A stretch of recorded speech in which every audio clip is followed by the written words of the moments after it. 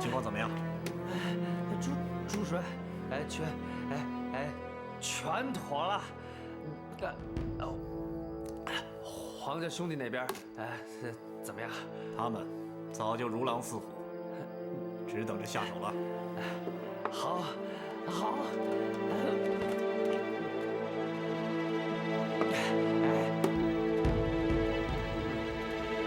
上哪儿去啊？这是？慢点。别倒啊！杨柳，小芳，哎，来了，快来呀，怎么醉成这样啊？帮个忙啊，扶厢房去。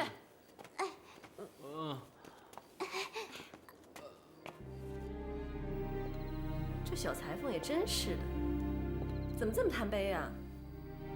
哎，黄梅儿，我告诉你啊，男人不能太宠着。尼采还说什么，见了女人不能忘了手里的鞭子。我看正好相反。他欠了林老板不少人情，真的走不开吗？我就在这儿等他，我想不出一个时辰，他会来找我的。哎，九姑，哎呀，太好了！行不行？还没喝多呢，来坐下。我没喝多。把这脏衣服给我脱下来。哎，我没喝多。知道你没喝多，来，把衣服给我脱下来。喝多。躺下。我没喝多。躺。哎，赶快去麻将馆把丁老板给我找回来。哎，快去。水，我要喝水。啊？要什么？水，喝水，水。这个小寡妇在磨蹭什么呢？怎么还不脱呀？水来了。水。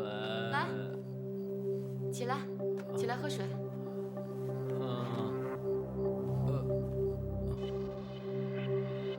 慢点啊。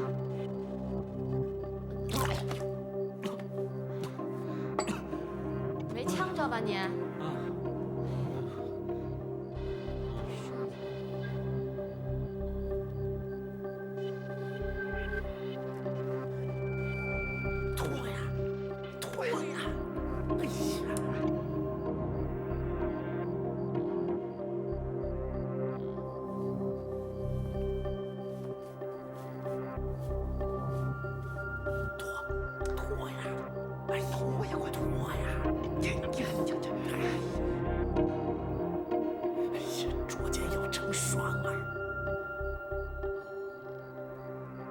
你说你这是何苦呢？说到底，她不就是个女戏子吗？能有什么本事？谁对你好的看不出来？你要是跟着我，至少在安庆，我可以跟开一间最大的裁缝铺哦。走，咱们快走。快点离开这里，走。离开哪儿啊？啊？你说什么呢？我怎么听不懂啊？刘建兄他一心想娶你，他不让我跟你好了。你弄错了，我不是黄梅儿。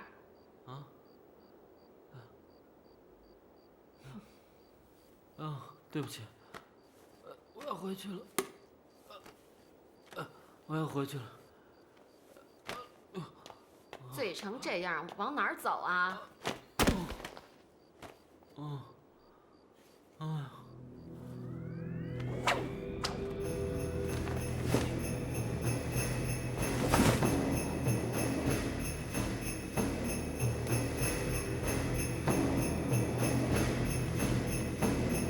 杨柳。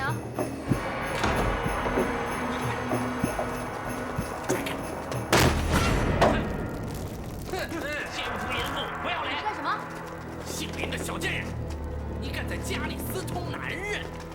来呀，绑了交送官府！你是否喷人？把这对奸夫淫妇给我绑了！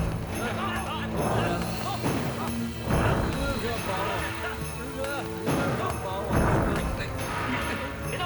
别动啊！为什么绑我？为什么要绑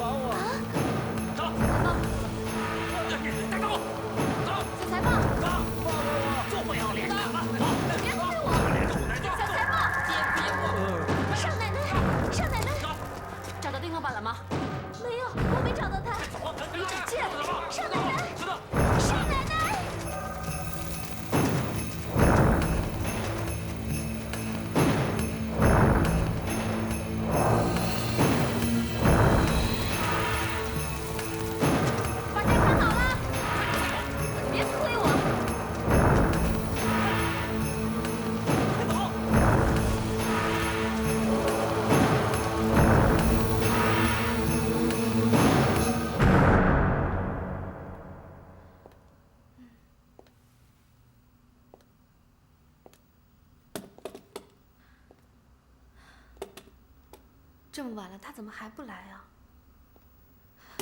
会不会出什么意外啊？黄梅儿，你别着急，小裁缝不是孩子，他心里有数。黄梅姐，出大事了！小凤，出什么事儿了？谢裁缝和林老板被人抓走了。为什么要抓小裁缝啊？啊，是那个……你别着急，慢慢讲，慢慢讲。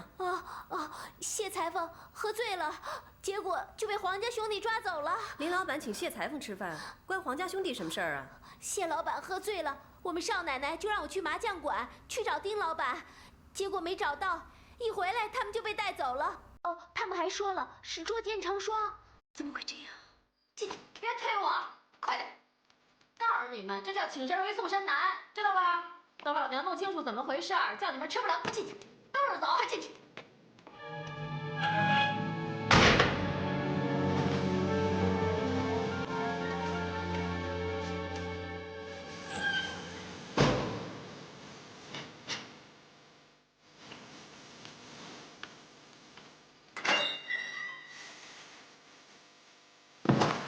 嘿嘿，兄弟在这里多谢胡局长关照啊！我俩兄弟多年，相互关照，理所当然。但是眼下是民国了，跟前清的法律大不相同。况且又是个普通风化案件，又没有捉奸在床，警察出面已经是越职了。倘若吴医生出面抗议，兄弟我也只能放人，而且还担着干系。那就是说，把他们关在牢里，也奈何不了他们。别说你手下那几个蠢货没有捉奸在床，就算从被窝里赤条条的捉了双，人家一个丧偶，一个单身，到我这里最多也就是训诫几句，还能拿他们如何啊？他奶奶的，费了半天劲，原来是走个过场啊！这孙中山宋教仁的新法叫什么法律？还不如大清的。通奸还不算犯法了，过去要沉塘的。就凭这点，老子也反对民国今不如昔。哎，话扯远了啊！你做事太冲动，遇事儿你跟我商量商量。我估计啊，肯定是你手下哪个狗头军师给你出的妙计吧？听他们的，那害死你呀！倘若林雪莲跟小裁缝一口咬定并无奸情，而黄氏兄弟又供出背后的指使人，刘公子，你怕是既破财又招灾呀！那可如何是好？胡局长，你是师爷出身，这么多年你办了那么多案子，你说说，要想治一个人死罪，有没有什么好办法？现在是民国，你想无法无天呐！哎，对对对。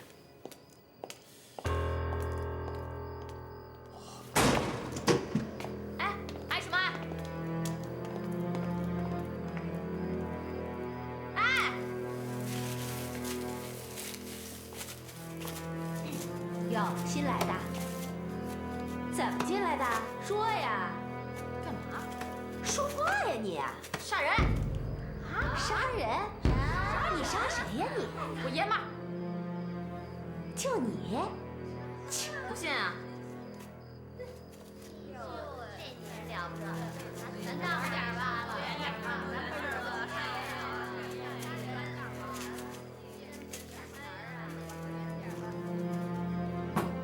哎，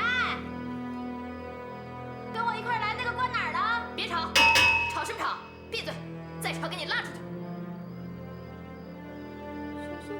凶什么呀凶？让你哪天吃不了兜着走！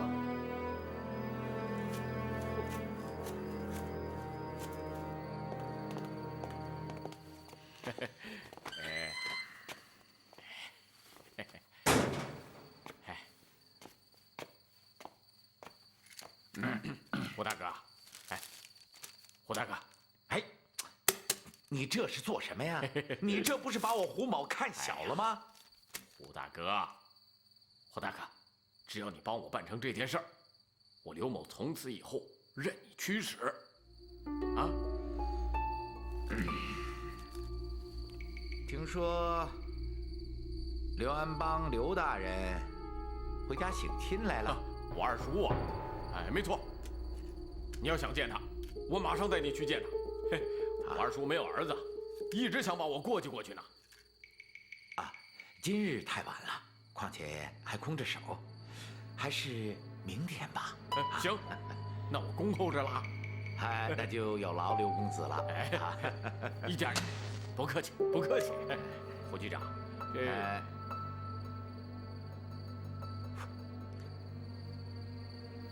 虽然民国的风化尺度放宽了，可是杀人偿命丝毫未变。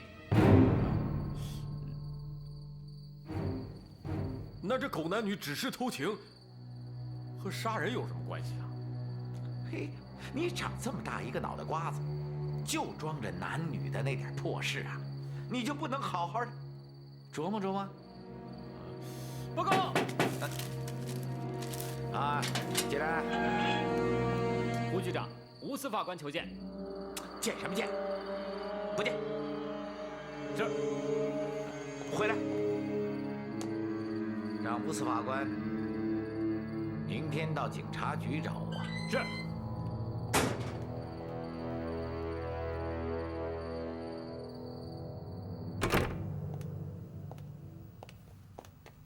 吴大哥，你见到他们了吗？我去了警察局了，警察说这2个人已经收监了。啊？凭什么？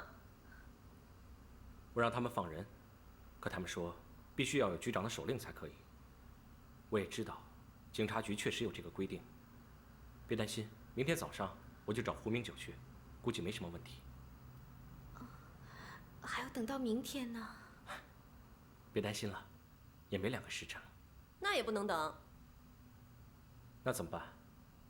难道叫李清泉的部队去攻打监狱不成？放心吧，明天叫他们放人，他们这么做是毫无道理的。那我可以去看看小裁缝吗？那里毕竟是监狱，你放心吧，我都已经安排好了，他们不会为难他的。谢谢吴大人了。你以后呀，要是再吴大人长吴大人短的，你的事儿我就不管了。我已经叫贯口了。兄弟们，麻利点，这要让人看到了，可了不得！快挖，快挖呀！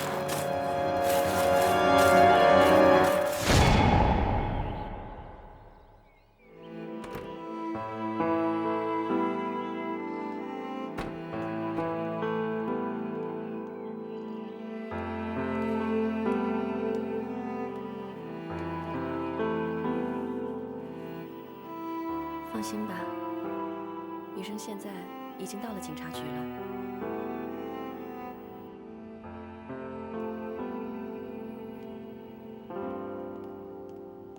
哎呀，吴大人呐，让你久等了，实在是不好意思啊。胡局长，听说昨天晚上你的人抓了2个人，不知你可否知道？这警察要是不去抓人，这倒奇怪了，那不成了失职了吗？您说呢，吴大人？是啊，不抓人那是失职，要是抓错了人，那就是渎职。你说呢，胡大人？抓错什么人了？请吴大人指正。好像是鸿宾楼的林老板，还有他的裁缝。鸿宾楼的林老板，那可是安庆府有头有脸的人物啊，他犯了什么事了？据吴某所知，这2人并未犯事。并未犯事，这倒怪了啊！就算我牢房里伙食不好，那也不能白白管饭呐！啊！吴大人，您先回去，我到下面去询问一下，再给您答复。啊，不用了，不用了，我呀还是在这里坐等吧。哎呀，吴大人啊，警察局不如司法厅，这里条件有限，恐怕慢待了吴大人。哎，这里条件虽然有限，但总比牢房好一些。难得吴大人爱民如子，一片赤诚，本官这就去询问。那就有劳胡大人了。请肉。装死啊！起来！起来！哎呀，不让死！起来，什么死啊你？起来！起来！别装！起来！起来！起来！起来！干什么呢？老实点！小裁缝，有人让我给你带个话，只要你承认和林雪莲私通，在这口供上签字画押，他们就放你一条生路。根本没有这种事儿，有人故意陷害我。那林老板都承认了，你又何必自讨苦吃啊？明明没有这种事儿，他不会承认的。信不信由你，我是为你好，怕你受皮肉之苦。冤枉啊，官爷！我是冤枉的，官爷。不信你可以问丁老板，他可以作证。那天是他让我去林老板家喝酒的。就不要指望他了，他不会为了你与黄家兄弟闹翻。你想想，你半夜三更躺在林雪莲的床上，让黄家人当场捉住，你就只有100张嘴，你也说不清楚。我是可怜你，所以才劝你。一旦差官对你用大刑，你肯定受不住。到时候你不承认也得承认。与其这样，不如早点承认算了。签字画押怎么样？我是冤枉的，官爷，我真的是冤枉的。你不识抬举。走，官爷，我冤枉啊，官爷，官爷，我冤枉啊，官爷，我是冤枉的。小子，怨妇不浅呢你，揍他！哎呀，吴大人，胡局长，事情进展的怎么样？误会，完全是误会。这人不是我们抓来的，是他们的亲属扭送到局里来的。啊？胡大人，这有人扭送，你们警察局就照单全收啊？嗯。倘若有人哪天有眼不识泰山，看你胡大人不顺眼，将你也扭送一回，难道你胡大人就要身犯牢狱之灾不成？哎呀，吴大人说笑了啊！我已经吩咐下面，让他们马上放人。啊，如此最好。冤枉啊！嗯，怎么回事啊？局长，黄家的人前来报案。怎么又是他们黄家？叫他进来。是。黄家山，进来。局长大人，冤枉啊！冤枉啊！天大的冤案呐！人命关天，想不到真是天下最毒妇人之心呐！黄家山，有事说事，休要在这胡言乱语。那天把小寡妇扭送到这里的是你们吧？嗯，人家寡妇门前是非多，躲还躲不及呢。你一个小堂叔子，你往前凑什么呀你？啊？他就算以别人勾搭了，又不是你老婆，关你屁事啊！胡局长，你这么说话，可有诱供的嫌疑啊？什么叫就算是勾搭？法律面前可是要讲证据，勾搭就是勾搭，没勾搭就是没勾搭。所谓就算一说，实在是不知所云呐。是，吴大人说的是。黄先生，啊，那天你们在小寡妇门前闹事，吴大人出面阻拦，劝你们都不走，啊，这也就是吴大人书生出身好说话。要是换了本官，你在本官朋友家门口闹事，本官定会上前给你2个大嘴巴子，看你还闹不闹？我堂兄他死得好惨呐！我堂兄他是被人毒死的。人命关天，当着无私法官的面，可不能乱讲啊！的确是被人毒死的，我有证据。你有何证据？吴大人，我堂兄的尸骨发黑，是不是最好的证据？你说什么？你居然私自挖开了你堂兄的坟墓！我这个说，是你私自挖掘的，还是盗墓者光顾，或者埋得不深，被野狗拖出来的？盗墓贼给盗出来的！这个可恶的盗墓贼呀！我的堂兄啊！说吧，令堂兄的尸骨是何时遭此不幸的？就在昨天晚上。这林雪莲刚刚被扭送过来，他堂兄的尸骨又被盗掘了，这也太巧了吧！吴大人，不是有一句话这么说的吗？叫做无巧不成书嘛。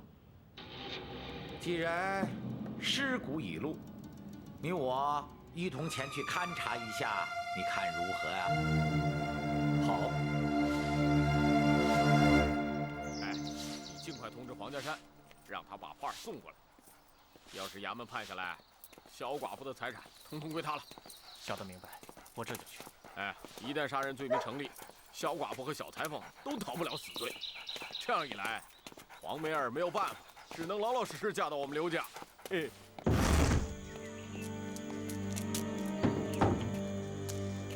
给吴大人拿块骨头。是。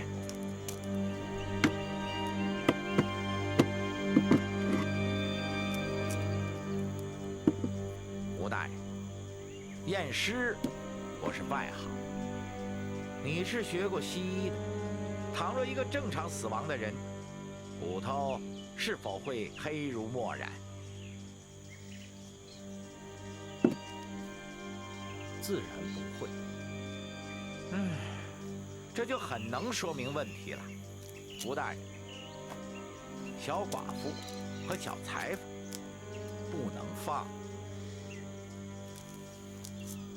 胡局长，第一，尸骨发黑，死者未必就是中毒身亡；第二，就算死者是中毒身亡，也未必是林雪莲和谢杨柳下的毒，这中间尚缺很多逻辑链条。我胡某啊，没有喝过洋墨水，不懂得什么叫逻辑。我只知道，目前这两个人最为可疑，所以不可能就此释放。放与不放，法官自有裁决。那好吧，这个事情就交给你吴大法官，由你来审理，你看如何？好。刘副管家来找我，要我们尽快把画给送过去。可我到现在都还没找到夜宴图呢。兄弟们，你们说该怎么办？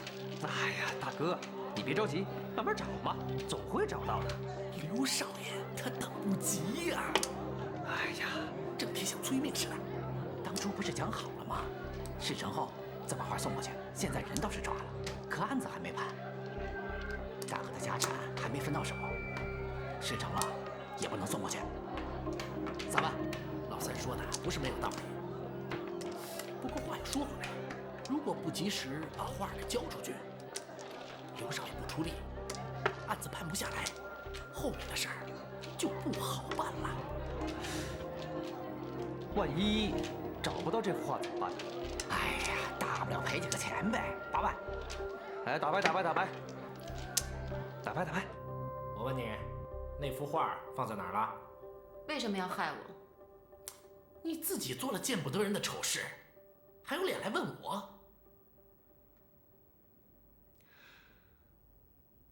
你以为我真不知道呢？你早就跟那个姓丁的串通好了。那天晚上他明明在场，为什么要矢口否认？要不是心里头有鬼，干嘛不站出来作证？他根本就不在现场，我就看见一个小裁缝在房间做了一些苟且之事。你放屁！你从来都不登我的门，早不来晚不来，偏偏那天晚上来。你不就是惦记我那点家产吗？老二啊，房子我可以给你，当铺和鸿宾楼我也可以通通都给你，可你不应该害我，更不应该害谢杨柳。嫂子，我跟你说实话吧，我就是想要你那幅画。你要是把那幅画给了我，我就放你一条活路。当铺里的字画古董倒是挺多的，要不你自己去找找看。你诚心给我捣乱啊！我说的是那幅夜宴图。什么夜宴图啊？我没见过。客人送到当铺的东西，我也一概都不过问。要不，你去问问彭掌柜吧。我都问过了，彭掌柜说所有的贵重物品都由你亲自保管。你都进了这监狱了，还敢嘴硬？你要是不救出来，莫怪我不客气。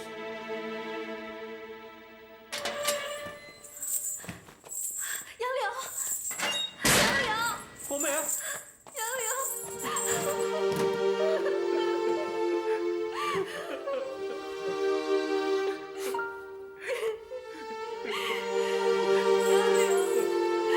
这到底是怎么回事啊？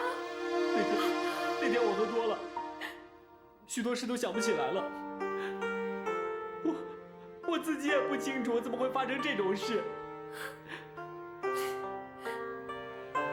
来，你先坐下，让我看看。那天晚上，谁让你去林雪莲家喝酒的？你怎么会去的？是他本人让你去的吗？是丁如松。那天晚上，我本来想跟你一起走的，可丁如松说应该陪林老板多喝几杯。我想想在理，就多喝了2杯。那这样，他为什么不出面作证呢？我也不知道。会不会是他有意要陷害你和林雪莲啊？他与我无冤无仇，平时还十分照顾。他与林雪莲非但没有恩怨，生意上还时常有来往，不会害我们吧？可是，要是背后有人指使呢？谁啊？我也说不准。反正8成这事儿多半与刘建雄有关系。杨柳，你不要担心，清者自清。下午吴大人会亲自帮你审这个案子的，一定会让你沉冤昭雪的啊！杨柳，小裁缝，过堂了，走吧。杨柳，杨柳，杨柳，你放心，我会想办法的，你不会有事的。杨柳，杨柳，说不说？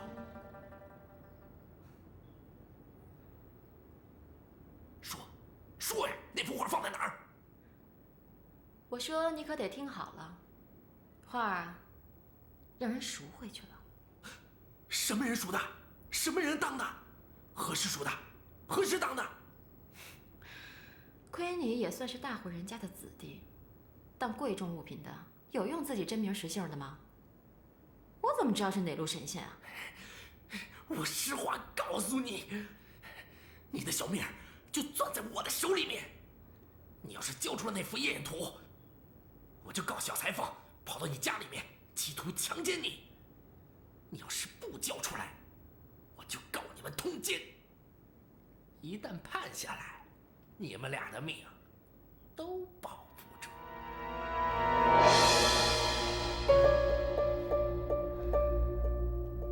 老二啊，你堂哥才死了1年多，你就出手害我，诬陷我与人私通。你觉得你这么做对得起你大哥吗？我看你不但对不起你大哥，也毁了你们黄家的名声吧？你这不是往祖宗脸上抹黑吗？你个臭娘们，少给我来这套！说，那幅画藏在什么地方？你到底交不交？我说了不知道，就是不知道。好，那可别怪我下死手了。你说你为了一张画丢了性命，值得吗？你还真把自己个儿当成阎王老子了？啊？我的命在这儿，拿去，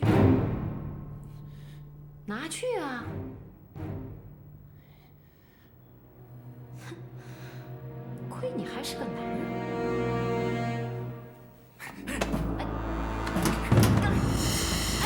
不交！松开！不交！那画在哪里？交不交？啊！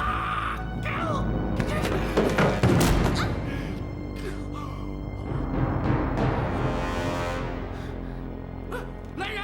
来人呐！怎么回事？来人！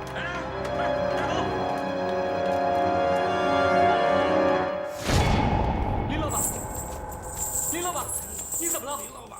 林老板，你怎么了？林老板，有人故意做套子陷害我们。林老板，林老板，嚷什么嚷啊？再嚷咂你的舌头！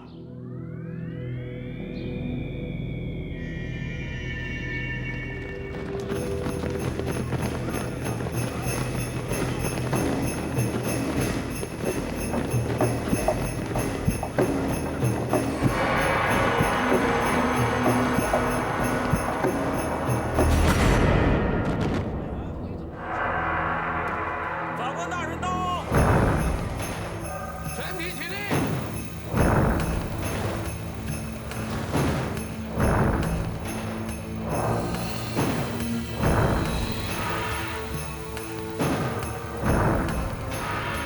全体坐下。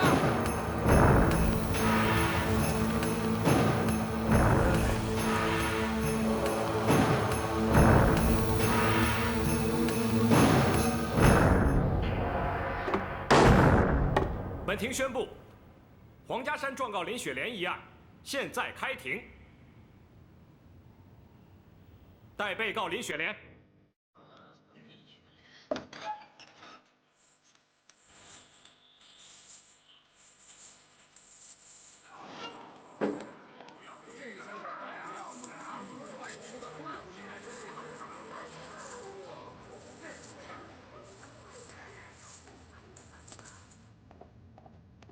林雪莲，本官问，黄家山状告你谋害亲夫，你有什么话说吗？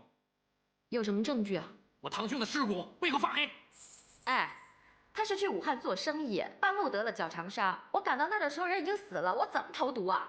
哎，这毒药也分急性慢性的，这女人真狡猾。是啊，真狡猾。对，你用的是慢性毒药。刘建雄，民国法律规定，原被告双方可以聘请辩护律师。如果你想作为原告辩护人的话，请站到前面来。如果你要喧哗法庭，本官定逐不饶。这很吉利啊！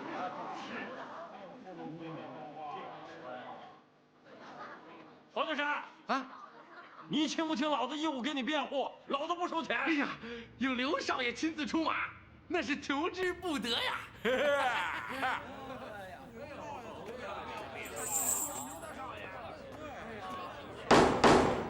肃静！原告，你们说被告用慢性毒药投毒，有何凭据？小人早有怀疑，我堂兄在世时就不喜欢这个女人。既然早有怀疑，为何当时不报？莫非你想包庇罪犯不成？刘建雄，告诉你的当事人，按照民国的法律，包庇罪犯者如何处置？啊？这个，应该与杀人同罪吧？应该是情节轻重，判处15年以上的有期徒刑。如果包庇的是杀人罪，按律该当从重。吴大人明鉴，这个女人，我从来没想过要包庇她。我与这个女人势不两立，我怎么会包庇她呢？既然势不两立，又从不包庇，为何当时不来报官？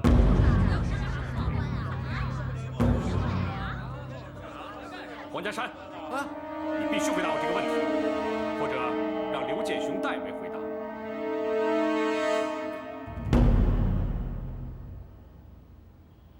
说是不说？啊，我大人，我当时只是怀疑，并无足够的证据啊。啊，那没有证据，谁敢怀疑的？你没有证据怎么能告人家？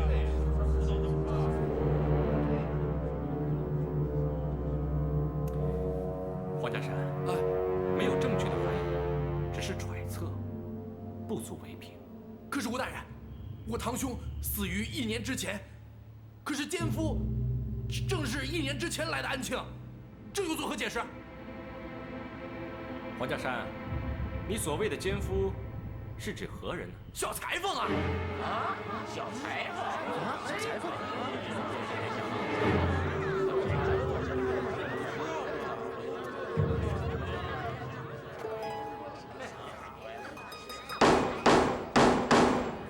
肃静！李雪莲，我问你，你何时与小裁缝相识？具体什么时候我也记不清了，但肯定是在我丈夫亡故之后。为何如此肯定？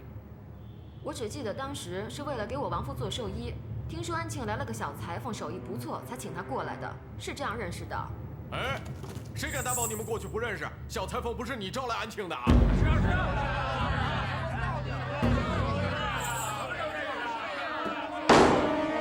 刘建雄，不让你说话的时候，没你说话的权利，否则定逐不饶。好，你是法官，我听你的。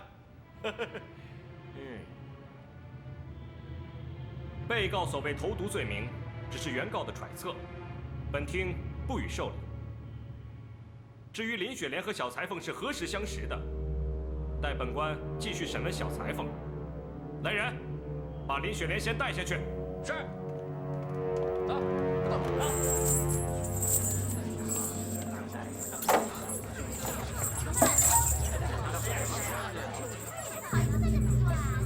欧阳老师，不会有事吧？放心，你看着吧。只要小裁缝能证明自己在之前并不认识林雪莲，吴宇生就会当场放人。带谢杨柳。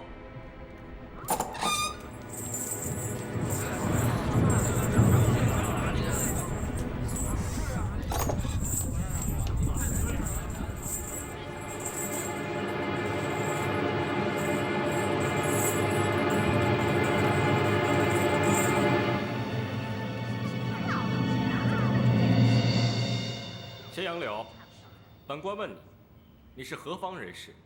桐城人。何时来的安庆？1年之前。那你在来到安庆之前，是否认识林雪莲？素不相识。如何相识？我记得是她丈夫亡故，她慕名找我裁制寿衣，因此相识。后来她看我缺少本钱，寄人篱下，便租给我一间店面，所有交往仅此而已。哎，你说你在小寡妇的丈夫死之前不认识她，有何凭证啊？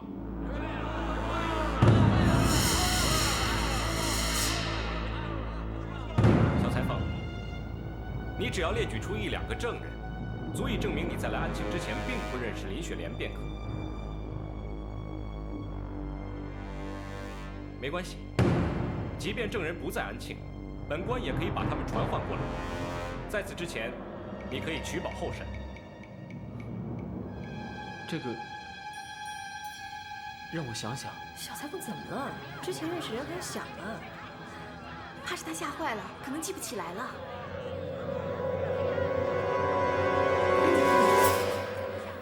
这人可真笨啊！如果说出他从哪儿来的安庆，法官一定会去那儿征询证人的。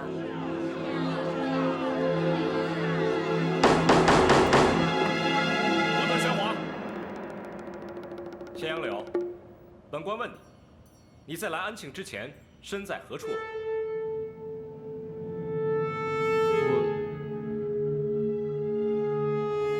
不要着急，仔细的想。